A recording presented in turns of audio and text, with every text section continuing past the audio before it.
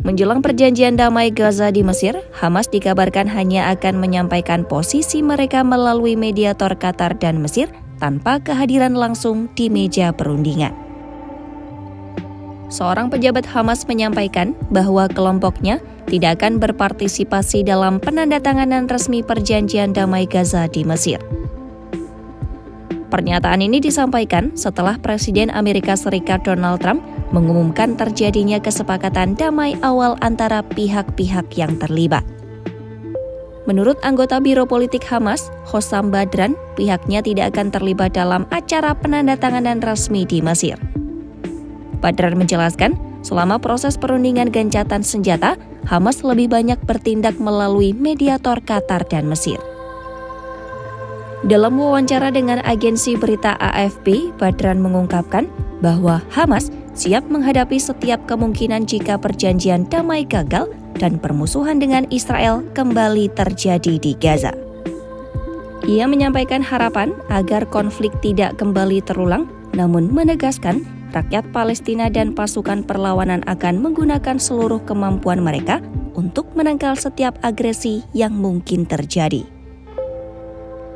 Pernyataan ini muncul di tengah persiapan pertemuan puncak perdamaian di Mesir yang dihadiri sejumlah pemimpin dunia.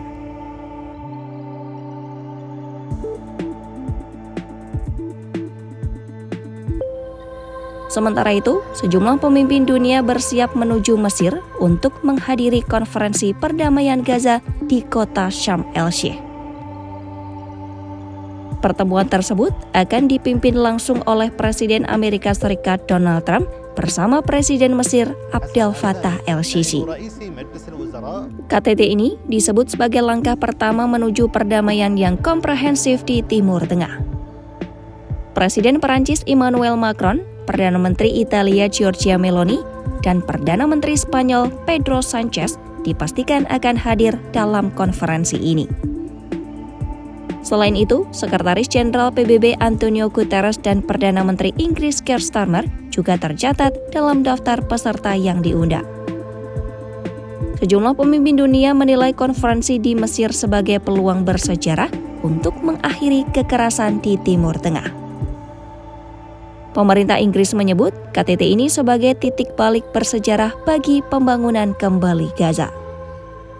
Amerika Serikat dikabarkan akan memimpin langsung sesi penandatanganan dengan dukungan penuh dari Qatar, Mesir, dan Turki sebagai negara penengah. Mereka akan bergabung dalam sesi penandatanganan dan pembahasan mengenai pembebasan sandera, gencatan senjata, serta pengiriman bantuan kemanusiaan ke Gaza.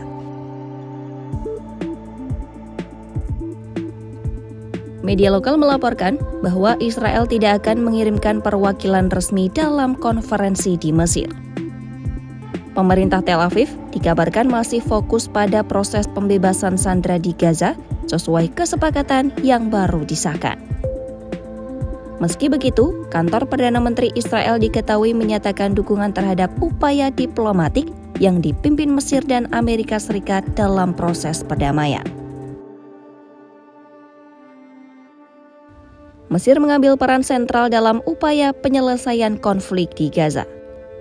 Pemerintah Mesir melalui kantor presiden menegaskan, negara itu siap menjadi mediator netral untuk menjembatani pihak-pihak yang terlibat dalam perang.